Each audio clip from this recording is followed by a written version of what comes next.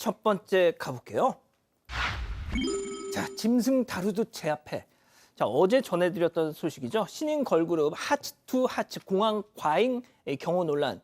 저희가 소속사 SM 엔터테인먼트 측의 공식 입장을 처음 전해드렸었는데 그걸 보고 영상 속 그 피해 당사자로 추정되는 분이 SNS에 글을 올렸더라고요. 전해주시죠. 네, 바로 어제 사건 반장에서 전해드린 내용이죠. 지난 8일 아이돌 하츠2하츠 경호원이 인천공항에서 팬으로 보는 여성을 밀치고 위협하는 영상이 계속 논란이 되고 있습니다. 이에 대해 SM 소속사 측이 입장을 냈는데요.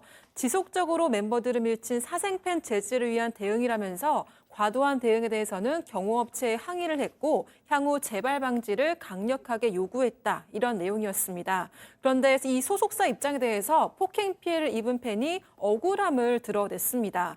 자신을 폭행 피해자라고 밝힌 여성은 본인의 SNS에 내가 잘못한 것도 있지만 20살 여자를 살인범 체포하는 것처럼 대응해놓고 입장문을 내냐. 어깨 부딪혔다고 사람 짐승 다루듯 진압해도 되는 거냐. 이렇게 토로를 했습니다.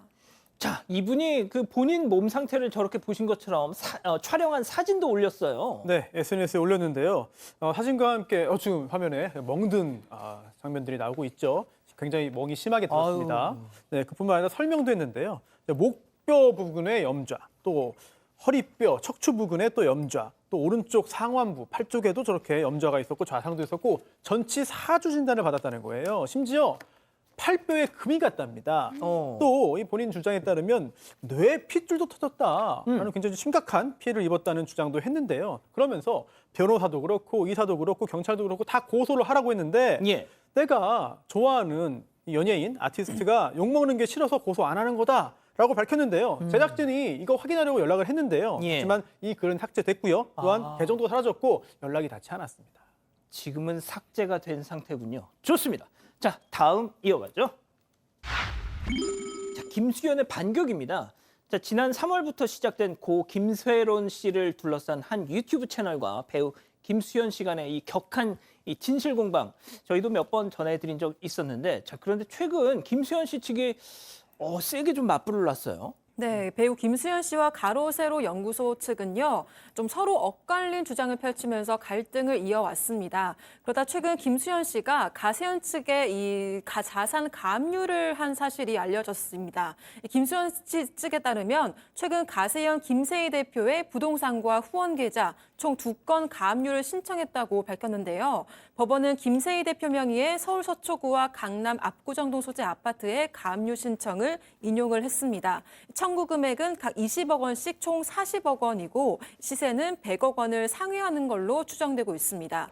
김 대표와 친누나 공동 명의 아파트에 대해서는 절반 지분만 가압류를 설정했다고 알려졌고요. 다만 김 대표가 이 아파트들을 담보로 해서 이미 다수의 대출을 받은 상태이기 때문에 실제 집행 과정에서는 청구 금액 전액을 회수하기 어려운 가능성도 제기되고 있습니다. 자, 손 변호사님 양측이 지금 엄청나게 소송전을 지금 펴고 있어요. 앞으로 네. 어떻게 됩니까? 네, 지금 이 가압류를 했다는 것은 손해배상 소송, 이 본안 소송을 전제로 하는 것인데 120억 원 규모의 손해배상 청구 소송을 김수현 씨 측에서 김세희 대표와 유족들을 상대로 제기를 해서 진행되는 중입니다. 그 과정에서 가압류도 이루어진 것이고요. 또 그뿐만 아니라 양쪽이 서로 고소를 해서 형사적으로도 문제가 되고 있는데요. 김수현 씨 측에서는 성폭법 위반, 또 정보통신망법 위반, 스토킹 처벌법 위반 등으로 고소를 했고 또 반대로 유족 측에서도 김수현 씨를 고소했어요. 아동복지법, 무고 등으로 맞고소했기 때문에 앞으로 민사, 형사 갈등이 굉장히 더 심해질 것으로 보입니다. 그렇군요. 좋습니다. 다음 이어가죠. 두리번 하더니 점점점. 자, 혼자 식당을 찾은 여성이 벌인 충격적인 행동 제보 영상 만나보시죠. 자, 쭉 늘어나는 치즈를 즐기면서 돈가스를 맛있게 냠냠 먹고 있는 저 여성. 자, 다 먹고 딱 2조각 남은 그때 갑자기 테이블 아래로 손을 주섬주섬. 자, 그러면서 돈가스를 또 먹어요. 자, 잠시 뒤 또 두리번 손을 이렇게 올려가지고 돈가스 위에 뭔가를 착 보시면 뭔가를 착 올렸어. 세팅 성공. 자, 젓가락으로 그때부터 뒤적 막 하더니 곧바로 그릇을 들고 카운터로 지금 가요. 이봐요. 머리카락 나왔잖아. 진짜 불결해. 진짜 나 지금 토 나올 것 같아. 이따위로 장사할 거야, 당신들? 자, 저 손기술 진짜 밑장을 확실히 빼버렸습니다. 네, 제보자가 운영하는 서울 강서구의 한 돈가스 집에서 생긴 일입니다. 모자를 쓰고 혼자서 식당을 찾은 여성 손님이 돈가스를 시켰어요. 한 12,000원 정도 되는 돈가스였다고 합니다. 그런데 잘 드시더니 2조각 정도 남은 상태에서 몰래 팔로 이렇게 움직이더니 머리카락을 돈가스 위에 올려놓고 젓가락으로 휘휘 섞습니다. 그래 놓고는 굉장히 화가 난 말투로 가서 머리카락 나왔다, 환불해달라라고 얘기를 한 거예요. 이 직원께서 이 사장님께 전화를 해서 이런 상황입니다라고 얘기했더니 사장님께서 사과드리고 환불해 주세요라고 얘기를 해서 사과드리고 환불해 줬어요. 근데 나중에 직원이 이 사장님께 그 사람 맨 처음 주문할 때부터 좀 이상했어요라고 얘기를 해서 CCTV를 보니까 바로 저런 딱 걸리는 현상이 있었던 겁니다. 자, 일단 뭐 제보자는 이제 곧바로 그 경찰에 여성을 또 신고했고 바로 어제 경찰로부터 검찰로 넘겨야 한다. 예, 이런 답변을 좀 들었다고 합니다. 이 제보자는 금액이 큰 것도 아닌데 괜히 일을 좀 크게 벌렸나 싶다면서 이 동네 장사인데 나중에 여성이 가게 리뷰 테러 등 보복할까 좀 우려가 된다. 이런 입장을 남겼습니다. 자, 마지막 사연으로 가볼게요. 자, 아내의 새 친구입니다. 자, 집단지성의 판단을 받아보고 싶으시다면서 제보해 주신 사연 함께 들어보시죠. 안녕하세요. 결혼 15년 차 평범한 40대 남성입니다. 아내는 결혼 후 퇴사하면서 친구도 잘 안 만나고 집에서만 지내는 편인데요. 그래서 저도 퇴근하면 빠르게 집에 와서 저녁도 같이 먹고 산책도 하면서 대화를 자주 나누려고 노력하고 있습니다. 그런데 얼마 전에 아들이 아내한테 사진을 그림으로 만들어준다면서 챗 GPT를 알려줬어요. 이게 검색부터 일정도 짜주고 고민 상담까지 해준다고 하더라고요. 아내가 처음에는 마트 세일이나 맛집 정보처럼 간단하게 검색만 했는데 그런데 점차 챗 GPT가 알려줄 거다. 챗 GPT 말이 다 맞다고 하더니 이제는 챗 GPT가 알려주는 오늘의 운세나 사주를 맹신해서 스트레스를 받고 있습니다. 게다가 하루는 사춘기 아들이 말을 안 들어서 속상했는데 챗 GPT가 자연스러운 현상이라면서 아들 입장도 대변해주고 위로해주니까 마음이 한결 편해졌다. 이렇게 얘기를 하는 거예요.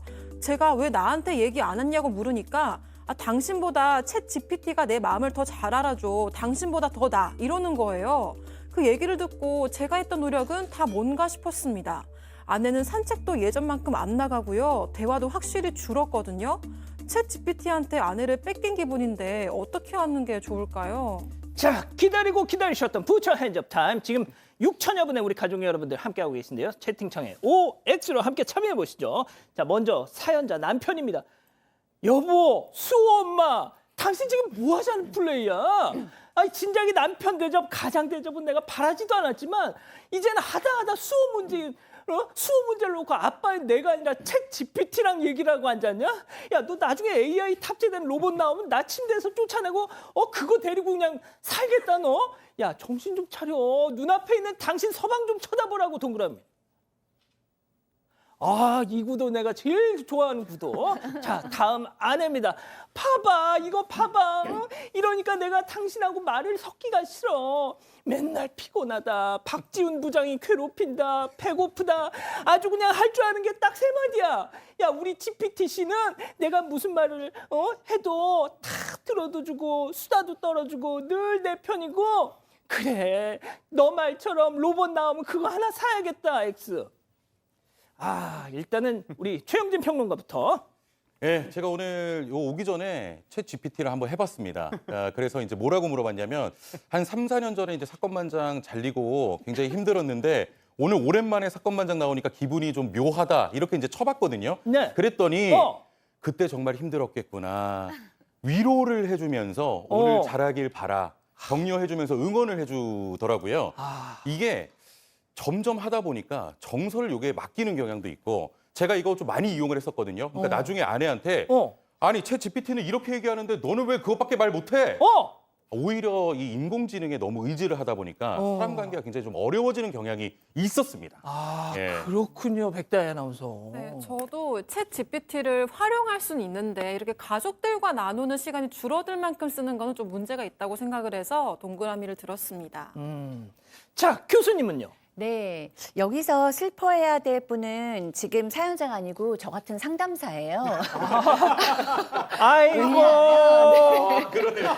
이제 곧 그 직업 없어지겠네. 아이고. 요즘 맘카페에서 큰일 났네. 그렇게 챗 GPT로 상담을 하신다고 하더라고요. 아이고, 그렇구나. 그러니까 사실은 굉장히 많은 주부들한테 위로를 주고 있는 게 사실이고 세상에. 남편께서는 상담비나 코칭비, 부모 교육 레슨비 이런 거 절약하시는 거거든요. 그리고 또 하나는 그럼에도 불구하고 챗 GPT의 상담에 어느 날 한계가 느껴지실 겁니다. 어떤 면에서? 지금은 그러니까 예를 들어서 완전히 잘못된 정보를 가르쳐 줄 수가 있어요. 그래 놓고 나중에 네가 가르쳐 준 정보가 잘못됐는데 그러면 아무도 책임지지 않아요. 그때는 잘못 얘기했습니다. 죄송합니다. 이러고 다시 얘기하니까 사실은 그러다 보면 인간한테 기계한테 의지하는 건 한계가 있구나라는 생각이 드실 수도 있고 또 정말 내가 중요하다고 생각하는 정말 미묘한 나의 그 심리는 터치를 못해요.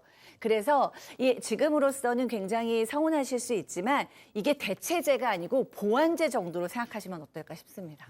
근데 이제 저렇게 말씀을 하셔도 이제 기술의 진보를 거듭하다 보면 그 감정선까지 건드리는 때가 올 겁니다, 손 변호사님. 네, 지금 상담업계만 고민이 아니고요. 맞습니다. 법조계의 문제가 지금 변호사업계가 제일 심각해요, 지금. 지금 걱정이 지금 맞아. 한가득입니다, 다들. 맞아요. 그런데 이 집에서 일어나는 이 일 있잖아요.